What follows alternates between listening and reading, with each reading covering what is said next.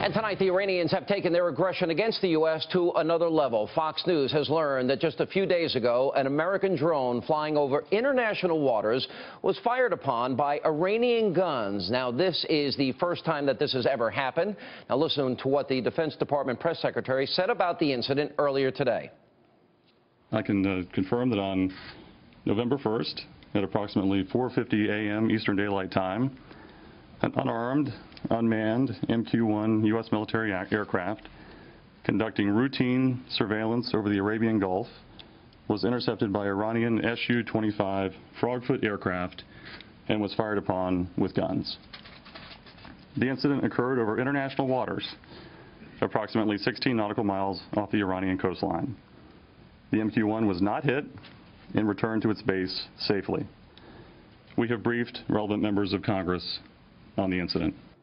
Now, the timing of this disclosure by the Pentagon is raising serious questions like, why are we only learning about this incident today? Is this just another story of the White House trying to squash things before voters headed to the polls earlier this week? Now, the spokesman was asked about this as well. Watch. It's going to come up here that the White House might have asked you to muzzle this incident because before the election. Did the White House give you any guidance in terms of whether to release the information on the incident or not? I think I've said this at least 2, 3, 4, 5 times now. We don't typically comment on classified surveillance missions, and I'm not going to get into discussions at the classified level that occurred between this department and the White House. They were informed early on. Joining me now with reaction, the author of the #1 New York Times bestseller, Culture of Corruption, Malkin, is with us. Oh, November 1st, 5 days before the election. We still don't know where the president was on the night that our consulate was attacked in Libya, in Benghazi. What do you think about this? They did just happen to reveal it now. Yeah, well, it's par for the course for the most transparent administration ever. Thursday, November 1st, 4:50 in the morning, our Predator drone was fired at by these 2 Iranian jets, and it doesn't come out until after the election. Yeah, it stinks in here, but this has always been the Obama way.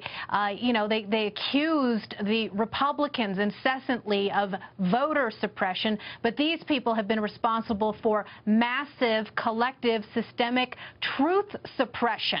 And it's not just the White House that has to answer for this, but the lapdogs in the media. I would like to know, were there any outlets that were informed of this and then told to keep it quiet, the same way we know that many journalists were apprised of Benghazi and kept quiet about it to serve this campaign's needs before the election?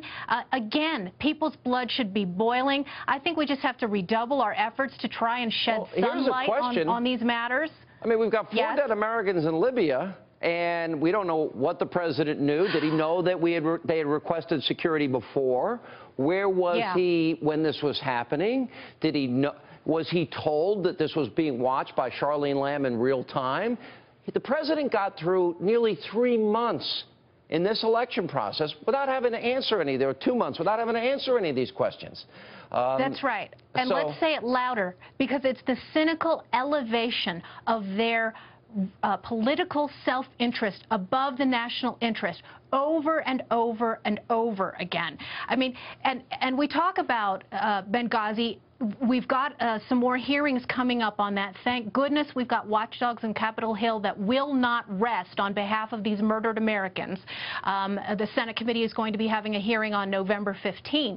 And all we're going to hear about is the whining from the Democrats about how it's Republicans who are politicizing national security when it's their dirty, corrupt, bloody M.O. All right, so what do Republicans do here? And, you know, if there was a cover-up, do you think they have the gumption to get to the bottom of Benghazi?